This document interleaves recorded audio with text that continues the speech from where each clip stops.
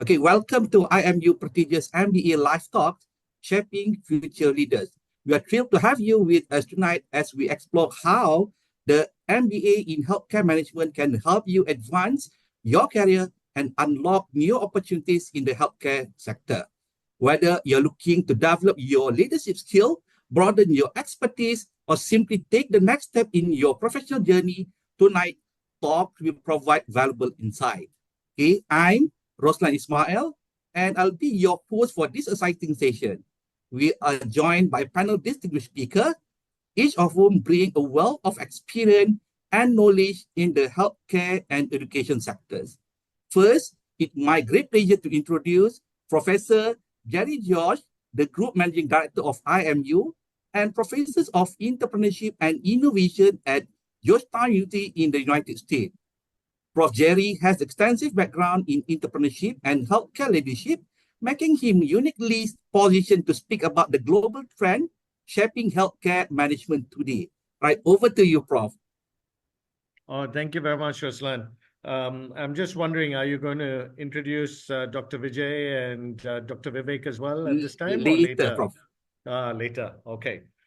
Thank you very much for joining us this evening, everybody. It's a real pleasure to have all of you here. I think Dr. Ruslan mentioned some of the housekeeping rules. Mute the microphone and Q&A, use the Q&A panel, and we'll be recording this session. So, when Dr. Ruslan and Dr. Vijay asked me, can you give a short introduction of what an MBA experience is? The real MBA experience is what Dr. Vivek is going to talk about. He is one of our very own and practicing healthcare professional who we'll introduce later. And my approach for this evening really is about what do we learn and how do we go about learning in this in an MBA? For many who think about MBAs, they think of it as, oh, it's another certification for business. But it's a lot more. My background, I'll just start with my background. I'm the managing director for IMU University. I'm also a professor of innovation and entrepreneurship. So I hold an appointment at Georgetown University, as Dr. Ruslan mentioned, in Washington, D.C. Before that, I was dean at Singapore Management University, and before that, dean at Imperial College in London, and a professor at London Business School. And I started my career in the US as what I call my first tenure home was at the University of Wisconsin-Madison. So really, I've been teaching innovation entrepreneurship across 3 continents, really, and bring together a rich sort of cultural context of how we think about opportunities and how individuals take these opportunities and make them real. So in our MBA class, that's one of the big things that I talk about. How do you manage growth? How do you build growth businesses? And also thinking about your own personal transition as a leader. My latest book came out this year, Venture Meets Mission. It's a, if I say it, it might look like boasting, but I'll call it branding anyways. It was a US national bestseller list. And I think my only claim to fame in this was it came number 11 in the US, which is across all categories. So it was the number 2 business book after one of my colleagues, former colleagues, Adam Grant's book, who also released, was number 9.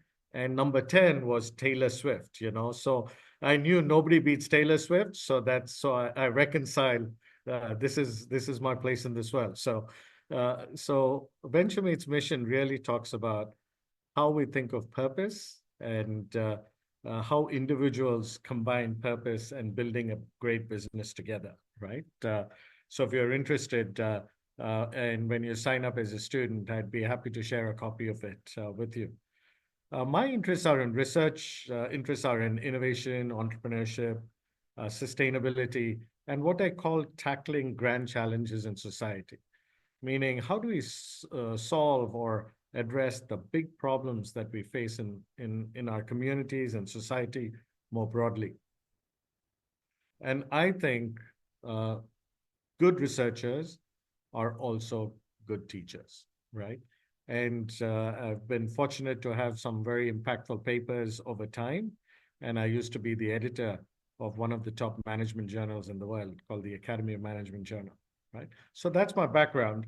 I'm pretty much an academic and been working in the startup world with about 20 plus startups over time. And some of them have done incredibly well, and some of them have failed. So, and what I'll share now is one such experience going forward. So, while you are my student or you're thinking of being a student, I'm going to share the story of one of my students exactly 10 years ago at Imperial. So I won't show the whole video. The whole video is 6 minutes, but I'll pause somewhere halfway through for the video. And I just wanted to give you a sense of how an individual comes up with an idea and makes it an opportunity.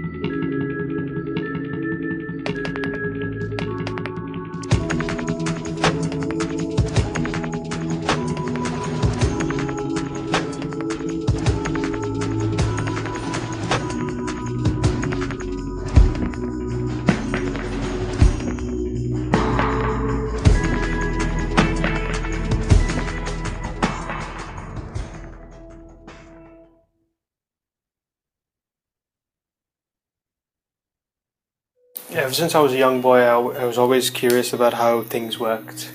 I was fortunate enough to be surrounded by art and design that inspired me to look at things in a different way. This led me to pursue a career in product design. And over the past few years, I've discovered that rather than trying to conceptualize an idea digitally on a computer, I prefer the classical method of sketching. Hand-making prototypes helps me visualize what I've designed. Every curve is exactly the way I want it, and it gives me a better feel for what I am designing. After graduating with a degree in design, my journey took me to the Royal College of Arts in London, where I did a dual Masters in Industrial Design and Engineering. As part of my final year, we were asked to just find a problem and find the perfect innovative solution for that problem. Fortunately or unfortunately, I had a bicycle accident which involved me falling off my bike at a low speed, breaking my 150-pound helmet which I was wearing at that time. Even though I walked away from that accident, it was only the next day that I realized that I had a concussion and had to be hospitalized for a few days. This made me wonder why my helmet didn't work, and I used this as a perfect problem for my project at the RCA. My goal was to make the most safest helmet we could ever make. Looking into nature, the woodpecker is one of the only species that experiences severe impact to its head every time it pecks. Its beak and skull are joined together by a corrugated cartilage structure that absorbs each impact. Let's not forget that the speed with which this bird strikes the tree is almost 10 times per second. This inspired me to look at materials which would mirror the qualities of the woodpecker and which can be used as substitutes for expanded polystyrene. Cycling helmets really haven't changed much in the past. EPS has been the core liner for practically every helmet made in the last 3 decades. Improvements have been made in areas of styling and aerodynamics, but safety was always taken as a given.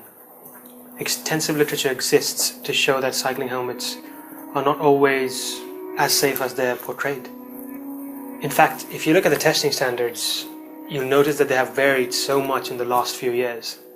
Any helmet which can withstand a maximum force of 250 Gs meets today's European standards for safety. If you think about it, that's a monumental amount of impact which is allowed.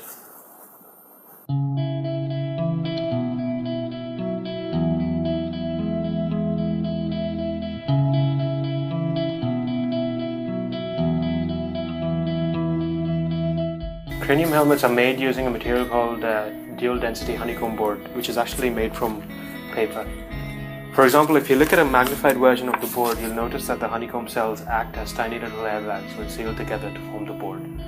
The structure of the helmet itself is designed to allow flexing at different points. For example, if you look at this part of the helmet, it doesn't flex at all, whereas if you look at this part, it actually allows a lot of flex. This flexing absorbs the peak force of the impact, after which the tiny air pockets absorb the remaining energy by crushing. So, for example, when you look at an EPS liner, it can only accommodate 2 millimeters of crushing, after which point it starts to crack and then breaks. Once it breaks, it actually stops doing its job. In comparison, the cranium liner has been designed with a significantly larger crushing threshold of 8 millimeters, where each honeycomb cell acts as a separate air cushion. This structure results in 90% of the liner being air, making the cranium liner 15% lighter than standard EPS helmets. Due to its superior crushing ability, the liner can also be made much thinner than EPS shells as well. A lot of people assume that once a product is developed, it goes straight into production. The reality is that there is a vast amount of work and effort which needs to be put in order to make such production viable. Being a safety product, development involves extensive testing in various specialized facilities across the globe. It might look simple, but a lot of specialized processes have been used to produce such a helmet. A series of codes and principles govern the placement and angles of the ribs to distribute the load. Once plotted, each individual rib is laser cut to maintain levels of precision. It is then assembled into a structural lattice, which then does the job of absorbing the impact. Being a paper-based product, waterproofing is of the utmost importance. Once assembled, the unit is submerged in a water-based waterproofing solution. This protects the shell from sweat, rain, and even fire. The cranium liner passed the European standards for testing even after it was submerged in water for 7 days at the TUV test labs in Germany. To sum things up, the cranium liner absorbs 3 times the amount of energy when compared to regular EPS helmets, making it a much safer helmet. At the same time, it is also 15% lighter than EPS helmets. EPS liners today are molded from petroleum-based products, whereas craniums are made from recycled paper, using absolutely no electricity. At the end of the day, it's lighter, it's stronger, it's just, well, safer.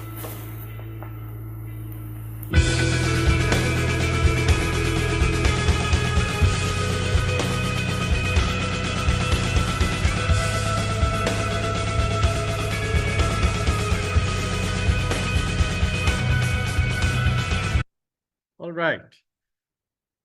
So here's just to reflect on his journey. He fell off his bike, had an accident. He was a design student. He was in my entrepreneurship class at that time at Imperial College. We have a joint program with the Royal College of Art. So he's figuring out what should be my product that we'd want to put out. Then he realized his helmet broke and he had a concussion, and then went ahead and started to redesign the helmet. And at the core of that was, how do we create a safer helmet? That's the fundamental question. But when he started approaching that, then he used paper. We would never think of paper as a material to use for helmet because we think paper is flimsy. But the way he then uses it to then craft it to make it lighter, more sustainable, and safer, and takes a heavier impact. Now comes the real job. If you're a student and you've figured out, oh, this is what the product that I want to make, and you want to test it and do it and build out a real prototype, what's next? How does this idea of yours become an opportunity? So then you have to, in class, we'll talk about the steps that you go through from creating an idea into an opportunity. And that involves 4 different steps, right? So trying to figure out how is it that you think of value? What value are you providing? In his case, is it just safety as the value proposition, or is it being lighter? Is it how does he think about what is the core value proposition in that product? Then the market segment could be, hey, helmet itself is made out of paper-based product. So it's not necessarily going to be very expensive. So if your cost structure is less than $5 to make it, which target market do you want to go? Do you want to go for the kids' bikes? Do you want to go for a disposable helmet? Do you want to go for a high-end, high-priced helmet with an emphasis on safety? Then how are you going to think about positioning it? Are you going to say, this is the safest helmet around? Or are you going to say, this is made out of zero petrol and the most sustainable helmet and recyclable? And then how will you think of pricing it? Only you know it costs $5 to make. Do you want to sell it at $40, $50, or $150, which was his helmet that he broke, right? And he feels that his helmet that he's made now is better than the 150-pound helmet that he wore when he had the accident.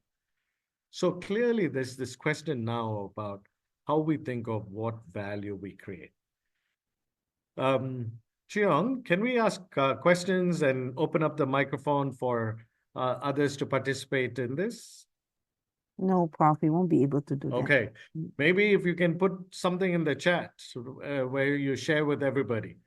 How Sure. do you think of positioning? What is the positioning of the product? And what market segment would you go for? What would you emphasize when you think about this product? Let's wait to see what some of you think about and how you would go about doing this product. So Priya is saying, oh, I would really emphasize the safety aspect of it, okay? But for which market segment, Priya, would you look at this? Would you think of this as for kids, for commuters, for sports enthusiasts, right? Which market would you go for? Who would emphasize safety more, and which market you go for would then define how you price it, isn't it? City says, kids, that's a good idea. For sports and kids safety, that's great, yeah. And those who are environmentally aware. So clearly you hit the main points, right? You think of, maybe I take this because the sports segment is a slightly higher price segment, right? That's the athletes. They expect a high level of safety, so they're willing to pay for it. So we could sort of create the design and product for that high-end sports segment and then really go for a $150 helmet, right? That's one possibility. The other one is you could say, I want to emphasize safety, but maybe in a different sector. And somebody mentioned construction workers. That's absolutely right. So you could think of, I'm not going for the bike riding segment, but I could go for construction workers. But you know, construction business is a low margin business. So really, then you're going to face pressures on how you want to price the product, right? Then you become commoditized in some ways, right? So here's the challenge that you have to figure out is, which segment should I go for that creates that the product that I have creates the greatest value for, and then how am I going to capture that value in terms of price, right? So what he does then is tries to make this as a low-cost helmet, and then he goes in a completely different way. He thinks that he can then give it to, you know, in London, he's in the city of London, you have these Boris bikes, where the tourists take these bikes, the rental bikes, and then you say, maybe you could have it as a disposable helmet if you want to, and price it at 10, 15 pounds and so forth, and you still make 100, 200% margin. But except now you get huge volumes, and then you emphasize the environmental safety and recyclability, then it becomes a selling point. So that's one option. But before he could go to market, he met two individuals who came from the US, from Dallas, Texas. And then they said, hey, I want you to make these helmets for Walmart. And we are suppliers for Walmart. So why don't you move to the US? We'll create a company, and then we'll go from there. Then what happens? He believes them and he says, okay, I'm going to Texas. Goes to Texas and starts a company. They own 50.1% of the company. He owns 49.9% of the company. They were planning to invest. And then he says, okay, now that I'm in the US, you have to create a visa for me, employment visa. And then they turn around and say, no, I think we can manage the business by ourselves. So we don't need you anymore. And then he gets fired. These fellows turn out to be patent trolls. So what they do is they just wanted to bring the technology to the US, create the company. He will assign the IP and then he'll go from there. Huge shock. Then he's from India, so he goes back to India and then he figures out, oh, I've gotten screwed, really. So I need to start from fresh. And then he pivots. He pivots in a completely different way. He thinks of you saw that video where they do all the testing. Then he takes that testing technology rather than the paper-based model of helmets and designs a new type of helmet for safety. I'm going to show you what he did. There you go. He designs these helmets. He created a company called Quinn. And you can look it up later. And fantastic helmets. The helmets are priced at $600 US each. Right? And what is the technology in that? Crash detection, sends out an SOS beacon, it detects falls, it detects helmet drops, and it notifies who's the closest person to you for help, right? He then integrates this into the 911 support, as you can see in the picture. And then he's now got the largest database of individual bike riders who've had accidents and how they have accidents. And as soon as 911 comes, it uploads automatically into the 911 system. So then they know what type of emergency there is, whether there's bleeding, whether there's whatever the response is. So now suddenly he's gone from a safety as a product to now safety as a service. And then he reduces that chip that he puts the safety detection into a small chip. And now he becomes like the chip that goes into any other helmet. So he becomes a supplier into other helmets in different sports. He also designs his own helmets, but his real business now is a data platform. He becomes a safety platform. So this is his journey over 10 years, right? Start with an idea, an incident. You rethink what you're doing, go for an opportunity. Sometimes things don't work the way that you think it's going to work. And then you pivot. And you pivot based on what you've already done, but in an adjacency. And so then you create a new value proposition. So this is what we do in MBA class. We talk about how do you create that value? Where do you think of your own product, your own sort of journey in developing this? So the nice thing about what we do, and especially these are two case studies that I've been involved with in writing here. So we've just finished one this month with Gleneagles Hospital, Johor. We talk about their own digital transformation project on how they've changed customer experience as soon as you come into the hospital. Then CVS KL, which is Cardiac Vascular Central KL, which if many of you know is a private hospital for cardiac care. So there they have a new model of a clinical partnership where they bring together about 30 surgeons, doctors, and different sort of specialties, but with this idea of focusing on cardiac care. So how do you design a partnership where you bring a team together, and how do you create that culture of collaboration and innovation within that context? So here are types of case studies that we try to bring in.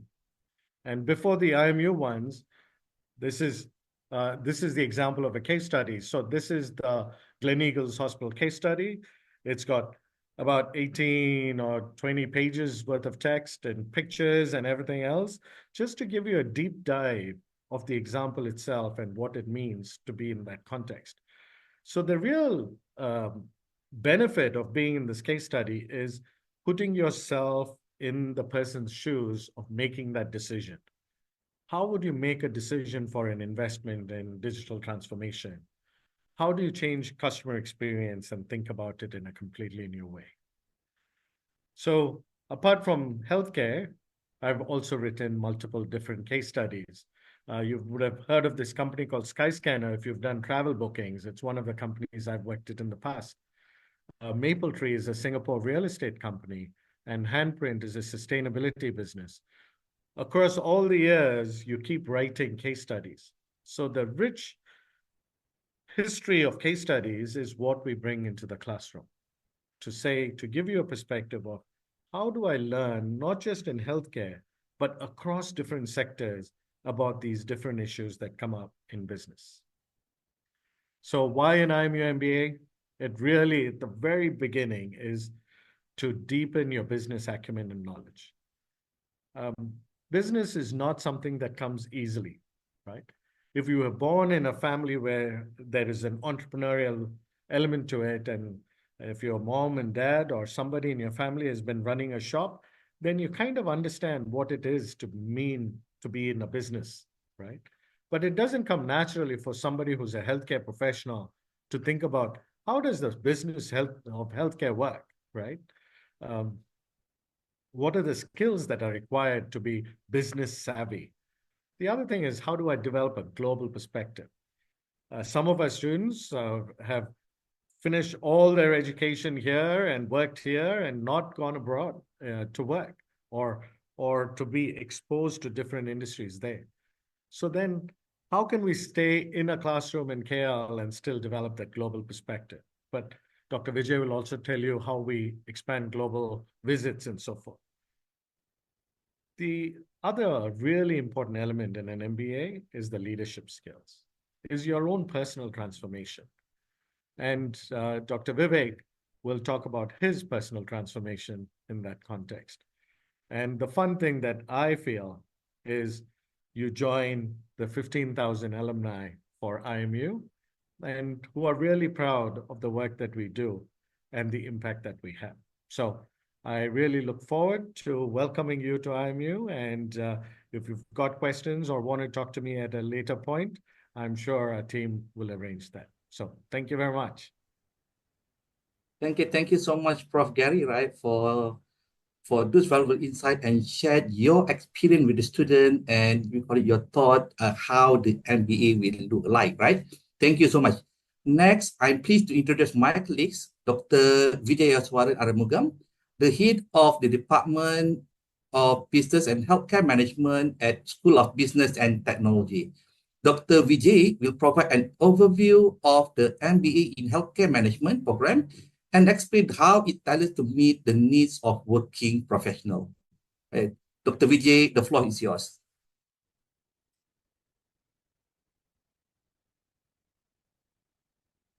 Hi everyone. Thank you, Dr. Roslan, for the introduction. And thank you, Prof. Gary. I think you make my job easier by explaining the important part of IME MBA. And for the attendees, thank you very much to attend this session, even though it's going to be 8:30, and making a point to come and to visit and to view and to listen to our presentation. So what I'm going to do is that I'll be explaining more on the program itself, how the program are run, and how you can adapt towards this particular program. So again, welcome for the IMU MBA program. And I'm Dr. Vijay, the head of Department of Business and Healthcare Management under School of Business and Technology. Right, our IMU postgraduate business program divided into 3 sets. The one we call postgraduate certificate of business administration in healthcare management. And number 2, postgraduate diploma in healthcare management and masters of business administration in healthcare management. I will explain each individual item, but our focus will be on masters of business administration in healthcare management. On the program objective, as what Prof. Gary was mentioning, it's about going inside about the healthcare management and giving an overall perspective of the leadership and make people and make students to understand the importance of the healthcare management.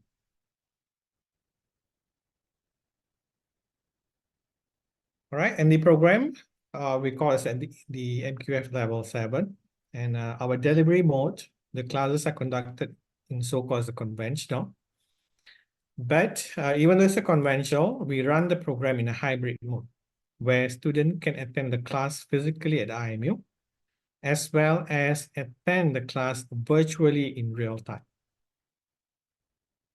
So it allows students who are far away from IMU to attend the class and be with the lectures and to be participating in the class so that they can have the sufficient information. And total credit hours to complete the program will be 46 credits. And our coursework is started as a full-time or part-time mode. So what's the difference between full-time and part-time? For full-time, the minimum duration for you to complete the program will be 1 year and 3 months, or we call 15 months, and maximum up to 3 years. For the part-time, the minimum duration to complete your program will be 2 years, 3 months, which is 27 months, and the maximum will be 6 years. So how the program are stacked? So this is how the program are stacked. So we divided the program into 3 levels: PGC, PGD, and Master's program, MBA program. So some students who prefer to take MBA program, they will be on the 3rd level, which will be taking 13 modules and will be completing with the 15 months, the minimum duration. But assuming that you are not have the confidence to start MBA, you may start with the PGC program, which is offered in March semesters only. All right, where the student can come in and register for the 6 modules, complete the 6 modules, and can graduate as a PGC Business Administration in Healthcare Management. And you can exit. You can graduate, you can exit, or you can continue to do a PGD or the Master's program. So assuming you completed PGC, you exit this year, then you said, Doc, I want to come back. I want to come back and do my Master's. You can come back within 6 years to complete your Master's program. So for PGC, it's a 6 module, 6 months. For PGD, will be 10 months for 10 modules. For Master's, it's going to be 15 months for 13 modules. Okay, and we call multiple level, or we call multiple exit and multiple entry. You can exit, you can enter back. So this is one way of engaging to the students and allowing the working adults to continue their education. And you can see these are the subjects or the module we offered for the particular program for PGC, PGD, and Masters. For postgraduate, you can see it's going to be the one highlighted in red color, the 6th module, as I told you earlier. For PGD program, it's going to be 10 modules, which is the 6th module from PGC, plus with another 4 modules, you'll be completing PGD. For Master's program, it'll be another extra of 3 modules, sorry, which are 2 thought modules and 1 management project. So the management project are research-based. A student need to go into a research perspective and can come up with a product or services as what Prof. Gary was explaining just now. Right, this is just an example of how the modules are stacked and how the modules are delivered for the student. This is example for full-time mode. And the classes are conducted on Saturday and Sunday. We don't have weekdays classes. The classes are conducted on weekends, Saturday and Sunday. So assuming... Dr. Vijay? Yes. I think you tried to, some of the potential, right, can't see the slide. Why not you try to unshare and then reshare again? Sure. Thank you.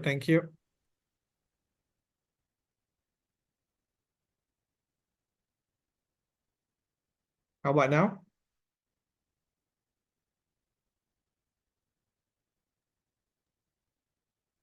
Is it okay right now?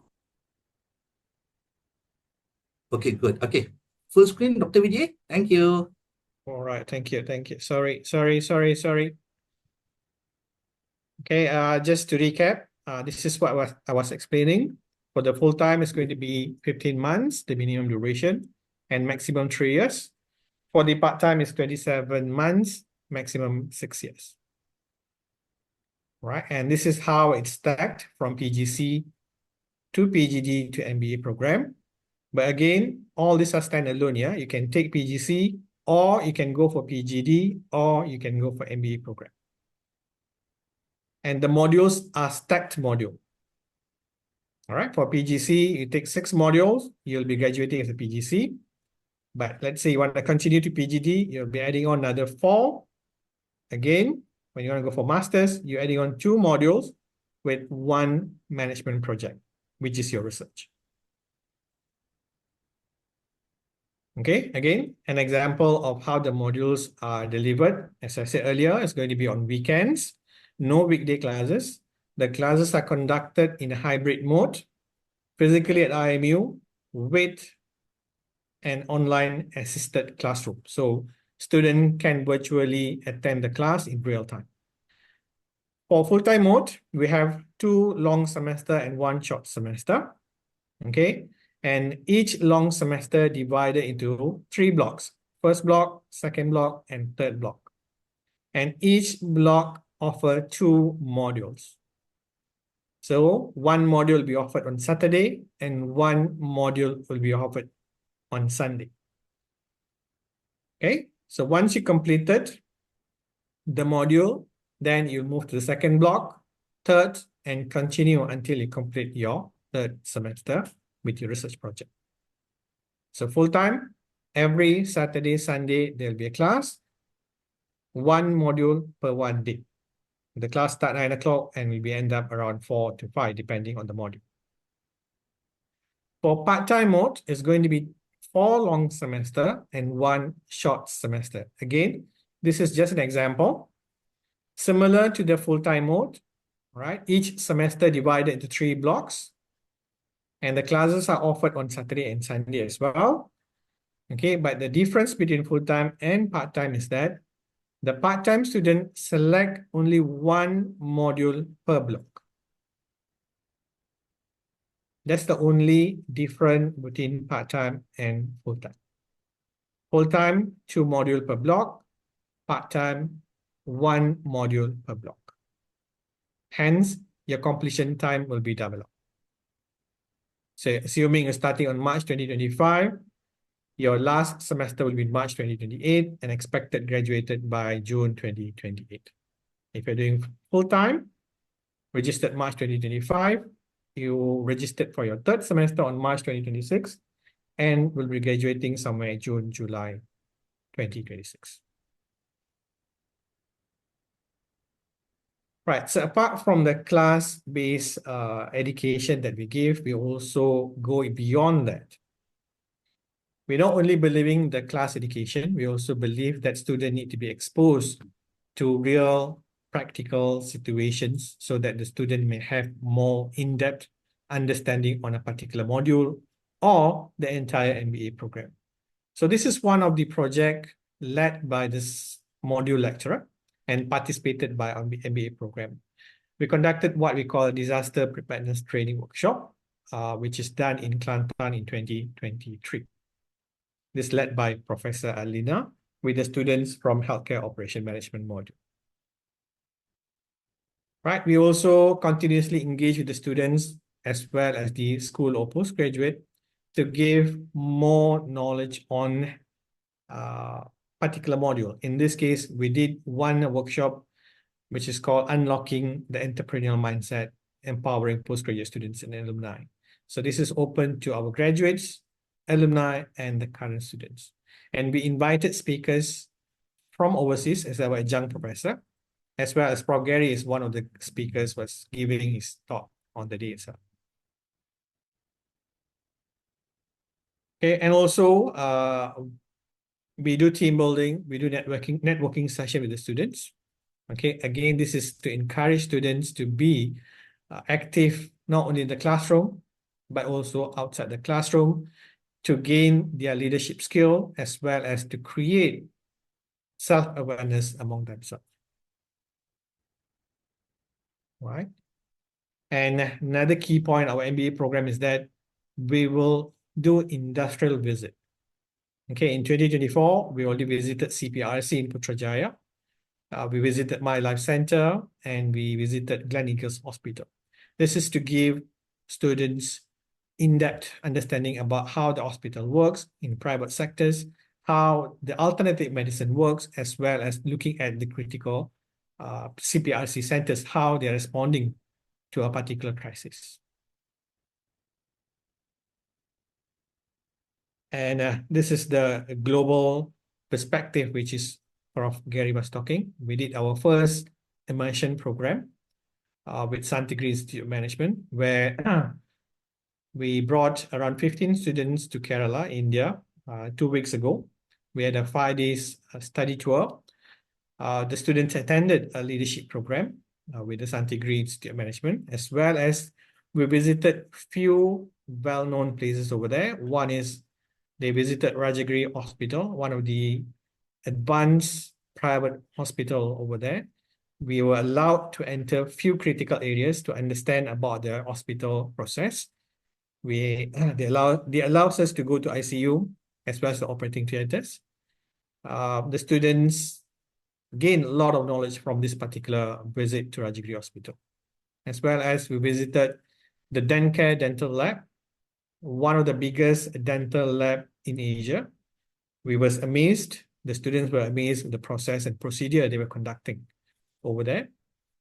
And also we visited Nangili Ayurveda as an alternative medicine exposure. Students allowed to learn about this particular session as well. Right? Apart from all this, we also did a networking session, which we sit together, talk about the students' progress, we talk about our research progress within ourselves as well as the organizer from the Santigri Institute of Management. Okay, and lastly, we did some rejuvenate where students have a good time to complete the day off from the Kerala, or what we call the study tour for the immersion program. So what I'm going to say here is that when you come to MBA in IMU, especially for MBHM, it's not only about a classroom education. We are here to bring you towards a journey which can build you as a leaders, or future leaders for the healthcare industry in Malaysia or wherever you are. So with that, I will say thank you. And if you have any questions, please pose. I'm happy to answer. Thank you. Thank you, Dr. Vijay, for your sharing on the overview of the program and some of the activities for at the MBE program, right? Okay, finally, I would like to introduce Dr. Vivek Vijayan, right, who is currently an MBE student at IMU and also serves as the Senior Principal Assistant Director at Sarawak State Health Department. Dr. Vivek will share his personal experience of balancing MBA program with his career and how it has impacted his professional growth. Welcome, Dr. Vivek. Thank you, Prof. Roslan. Good evening to all of you, ladies and gentlemen. Please allow me to share my screen. Is it visible to everyone?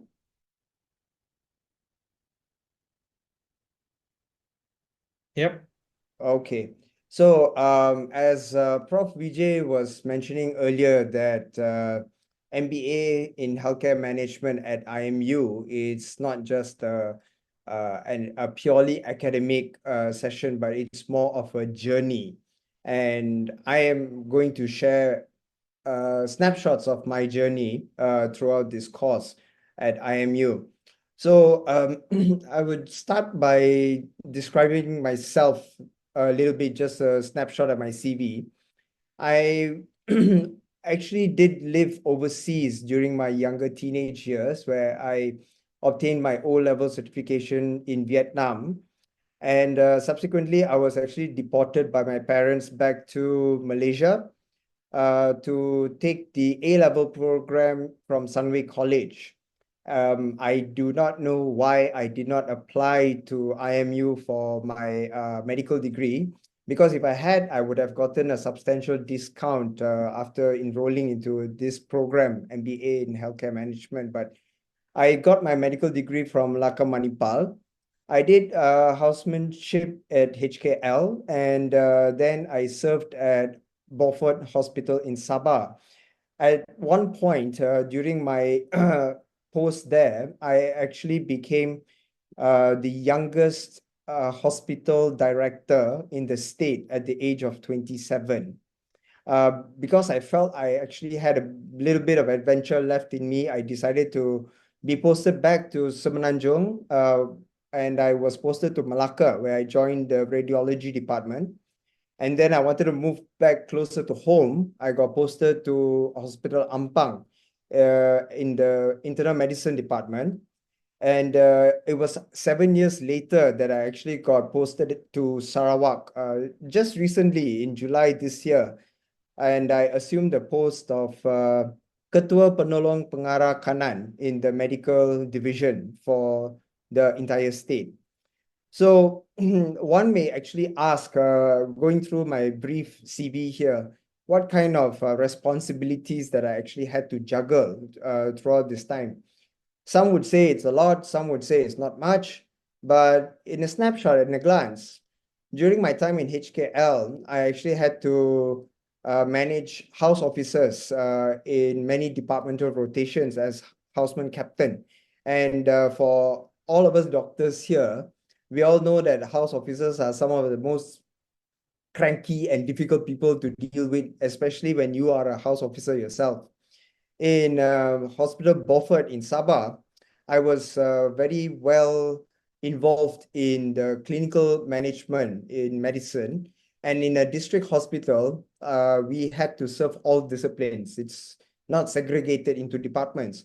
But at the same time, I also had to carry on the responsibilities as a hospital director.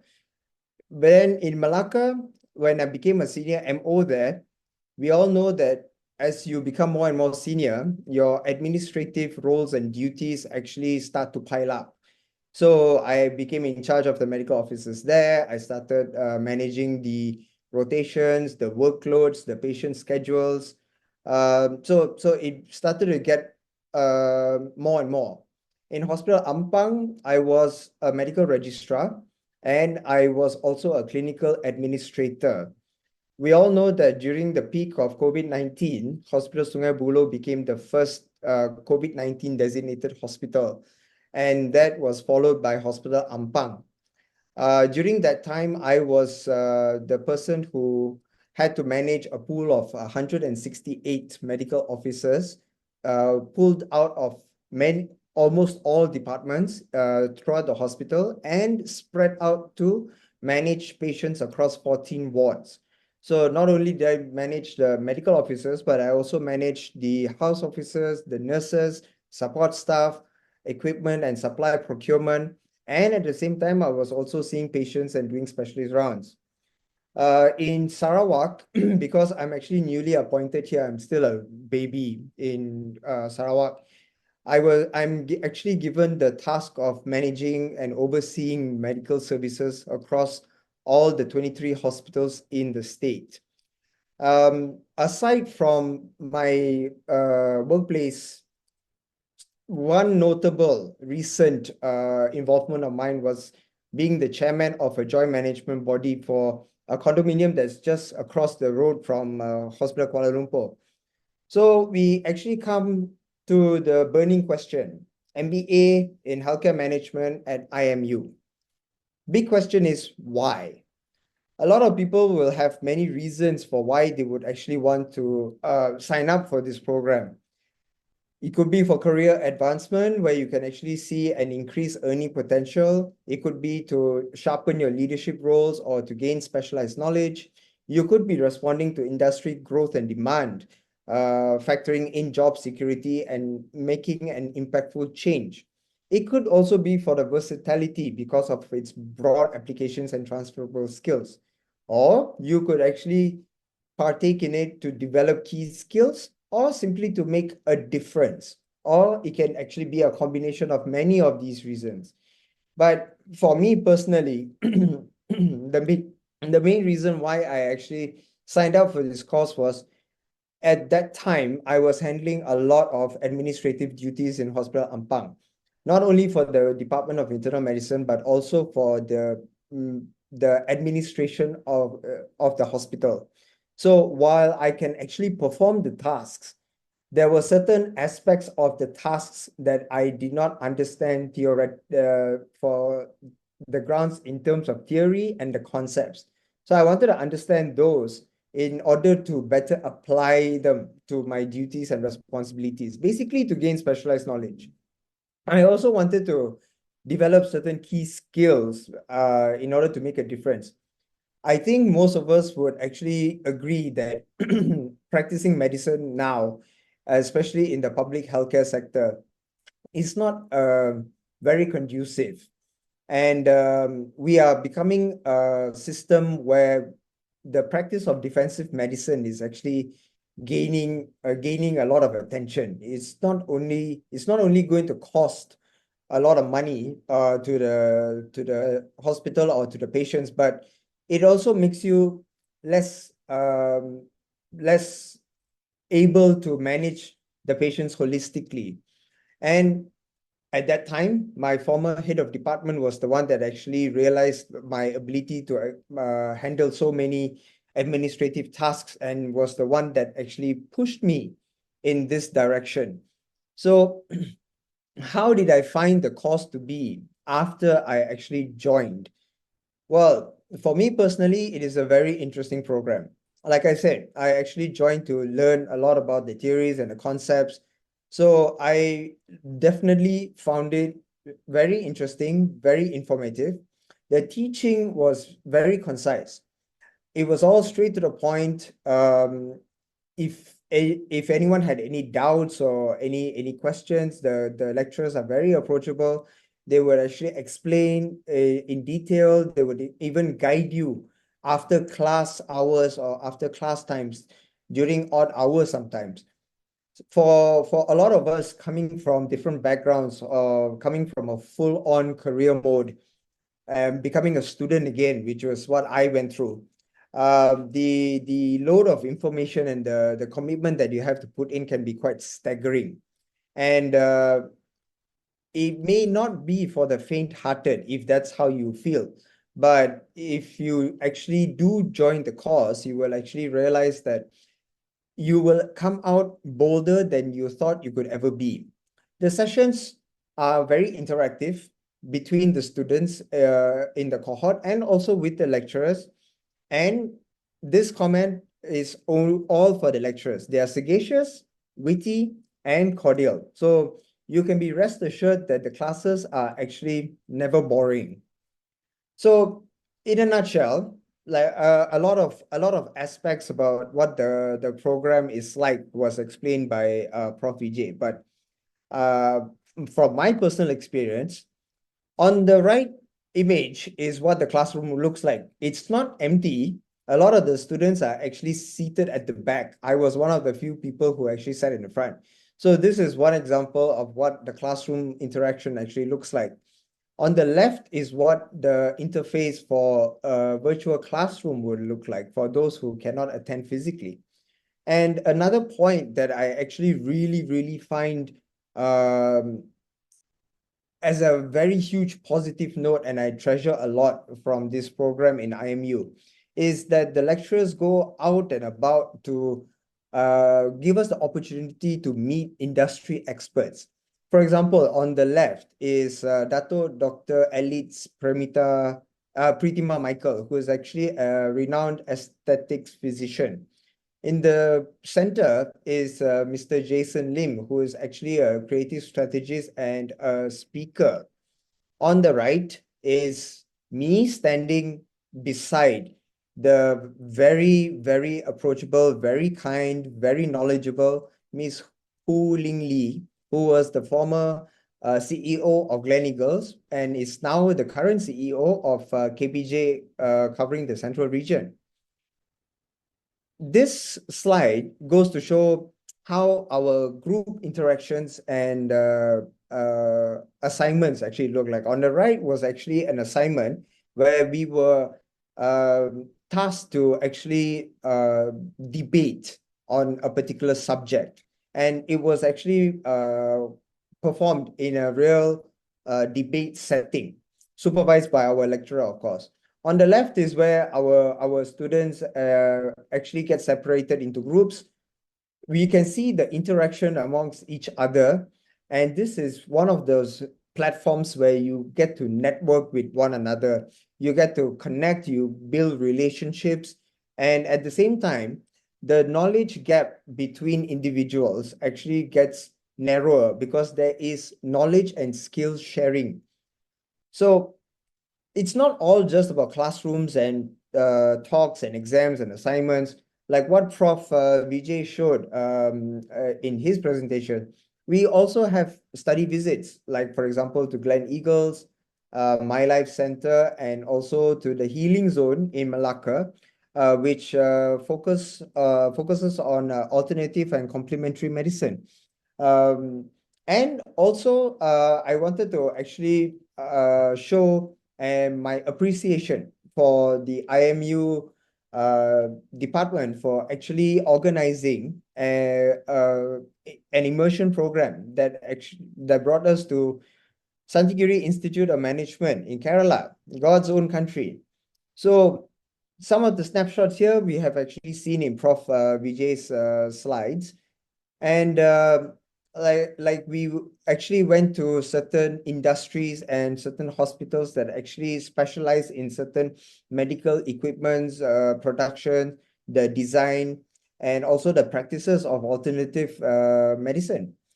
On this slide, on the top left, we actually could not see the person of interest, but it was an engagement session with the CEO of Rajagiri Hospital in Kerala. That super specialty hospital, which is a private hospital, puts all of our private hospitals in Malaysia to shame. That is how advanced they are. And during this trip, we actually can showcase how the lecturers and the teachers in our program not only emphasize the elements of work hard and study hard, but also to play hard, enjoy hard, and make memories along the way, which we actually really do treasure. So before I actually enrolled in this program, like I mentioned before, I actually had a lot of things in my bucket to actually handle. So these three pictures can be summarized in one word, what we say as serabut. On the left is when I was actually practicing clinical medicine, but I was answering calls from the hospital director or from the head of another department. In the middle, I cannot catch a break even during weekends when I'm not supposed to be working. And on the right, I almost always bring home work. And after entering this program, the key skills and the knowledge that I said I wanted to learn, and I managed to pick up. Leadership and organizational behavior, human resource management, strategic management, finance, risk management, critical thinking, strategic thinking, stress management, everything put together. And I turn out to be like this. Right now, I am in a position where I feel that I can actually instill change to the practice of managing the procedures and the practice of medicine within various departments across all public sector hospitals in Sarawak. due to my engagement with the state heads of departments, which is actually a monumental task. It's actually not easy. But seeing how that I could actually apply whatever I learned into my practice, it actually gives me a great sense of confidence at my work, and also gives me a sense of pride because I'm actually a few steps closer to achieving my goal of trying to improve the situation of our current practice of medicine in KKM. So baby steps, but we will eventually get there. And I'd like to conclude by saying thank you to everyone for your attention. And we welcome you on board to join us in this program, MBA in Healthcare Management at IMU. Thank you very much. Right. Thank you, Dr. Vivek, right, for sharing your inspiring journey with us. It's always encouraging to hear how students are able to apply what they learn in MBA to their careers in life. Okay, now we come to the Q&A session. Right, let me check. Okay, I think this question, we combine these two questions to Prof. Gary. Okay, what are the career advancement after MBHM? And then the second question is, how do you think I can benefit from this MBA? So the MBA itself is a generic degree, right? It allows you, it gives you, as Dr. Vivek was talking about, a broader skill set, a repertoire of personal skills and personal transformation that allows you to take on managerial responsibilities in whichever context. A lot of the students coming into IMU come from the healthcare space, and therefore they feel like students come in as MOs or having completed the biomedical sciences or lab sort of lab expertise or in different parts of healthcare.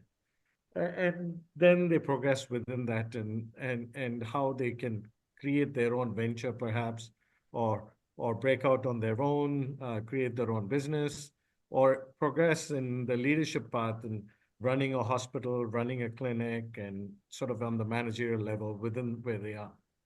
But you don't necessarily have to be in the hospital context or healthcare context. I think it provides a lot of skills and opportunities for you to think about it in different areas, right? So why don't you come in and then talk to individuals here, see how this would cater to what your needs are, and then we can figure out the best way that this would work for you. Let me check another question, right? Okay.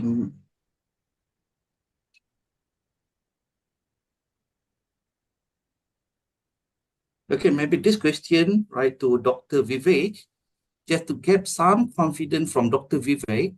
After all years of doing clinical years, may I understand and do well in master healthcare? Okay, so I mean, up till now, I have about not much, just 14 years of experience as a practicing doctor, majority of which was in clinical medicine in various departments. But before my administrative roles actually started to appear, I was actually very focused on the clinical aspect of managing patients. And as you take on the burden of managing administrative duties, is when you actually realize there is more to it than just treating the patients and then letting them go back home alive and well. A lot of the aspects that MBA in healthcare management teaches you, I wish they would have actually taught us a little bit about this during our MBBS course, because then at least we would actually have a more holistic view of practicing as a doctor. So after taking this particular course, yes, it does give me an extra confidence in actually practicing clinical medicine, not just the administration part, But with this knowledge and this skill set, if I were to actually lose my job in KKM right now, I am actually quite confident to work in the private sector, be it in a clinic, or be it in a private institution, or be it in a private hospital, because this knowledge is quite versatile and it's actually broad-based. So it expanded my view of practicing clinical medicine. So yes, it will help you to actually do better, because it did for me. I hope I actually answered your question. Right. Uh, Thanks, Vivek, that's a great answer. Just as a conversation and to add on to this, there's always some concern for those who are not in KL itself on how they would manage the MBA, right? So I know when I teach, we have group discussions and breakout groups, and we organize these breakout groups virtually, and also figure out ways to engage the participants. What's been your experience if you're sitting in Sarawak or Malacca or wherever you are in different parts of time? How have Yeah. you kept on in your experience? Yeah. So when I first started this course in March 2023, at that particular time I was still working in Ampang, and I lived not too far from the campus in Bukit Jalil. So whenever I had the opportunity, I would actually try to attend physically. But at that time, there were times when I actually could not be there physically. So I attended the class virtually. Maybe it's because I was traveling or because I was away for work.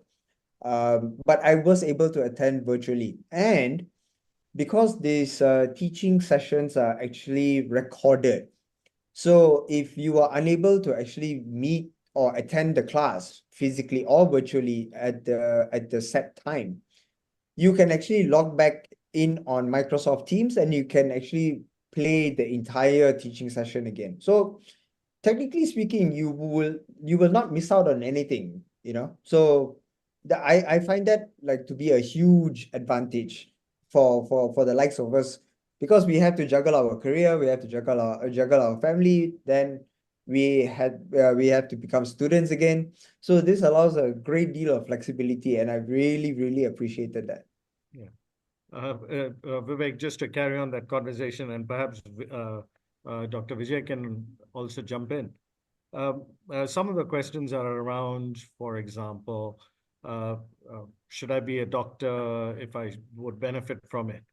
But of course, the composition of our students are different healthcare professionals, nursing, nutrition, biomedical scientists, others who are not in healthcare at all. So Vijay, do you have a sense of what the composition is in your class cohort? How would you say that? All right, thanks, bro. If you're talking about so far the class attendees and the students, we have mostly from medical background, which are doctors, nurses, as well as the pharmacists. But we also have from a non-science background. We had lawyers, we had quantitative surveyor, and also we have some business people who really entered into our program and completed the MBA program. And the program structure, as what I explained just now, the 13 modules, out of the 13 modules, 60% are touching on the business core. So whether you're coming from the healthcare or the science background or from the business background or arts background, the business component will help you to understand and to be applied across all the industries. The 40% will be focusing on the healthcare. So if you ask me whether it's going to be applied or can be used across all industries, yes, it may help you, but it may help more towards those who are in the medical side. Yeah. Vivek, do you have anything to add on that, or that's okay?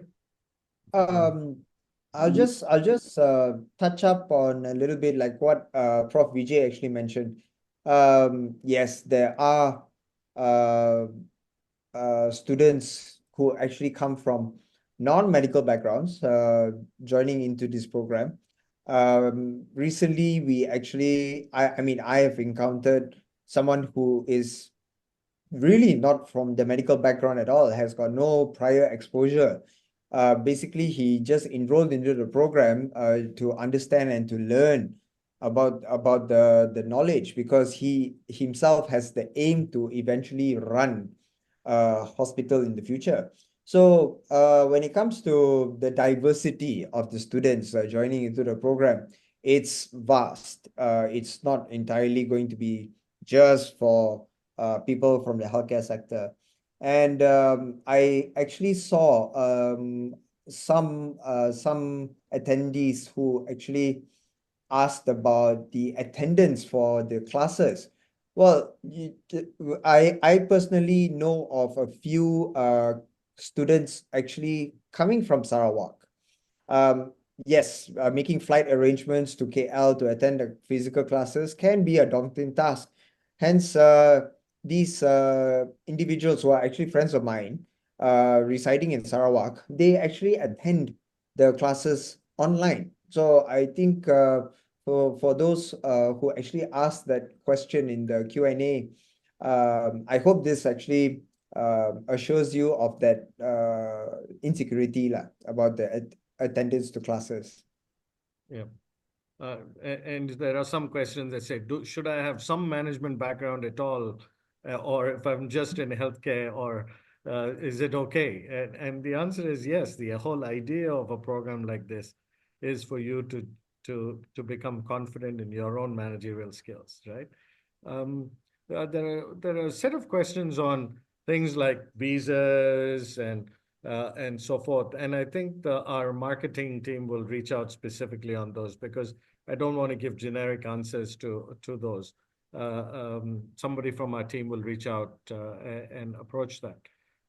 But I'd like to emphasize some of what both Dr. Vivek and Dr. Vijay were talking about, was the program itself. For example, I teach in the leadership course, and I teach in sort of in the strategy elements.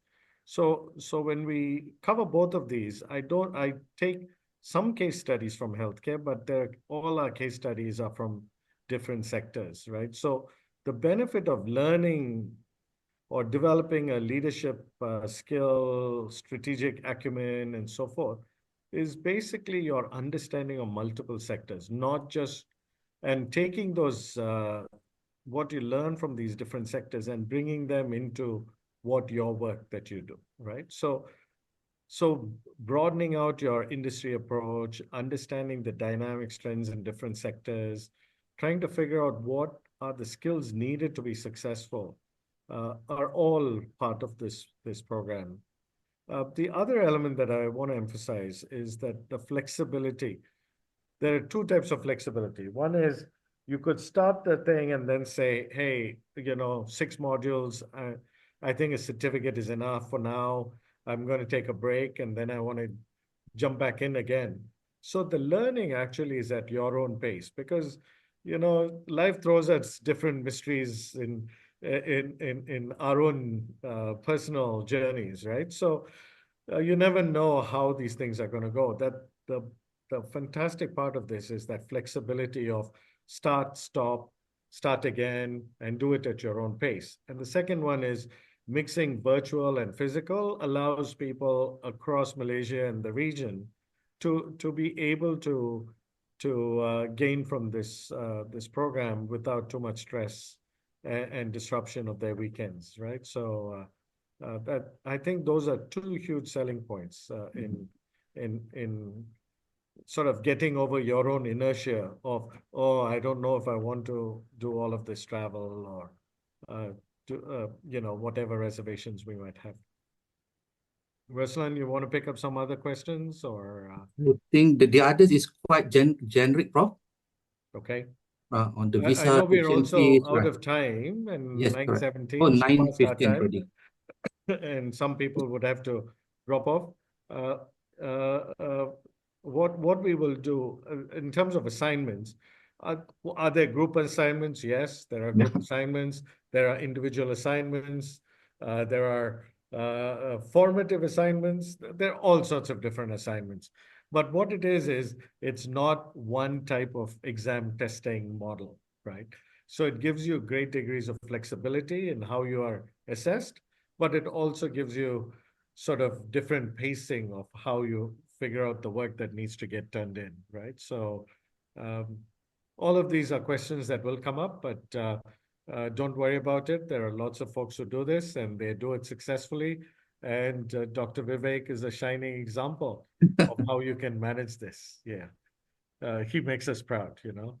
So good. So with that, I think we will wrap up. Thank you very much for joining us this evening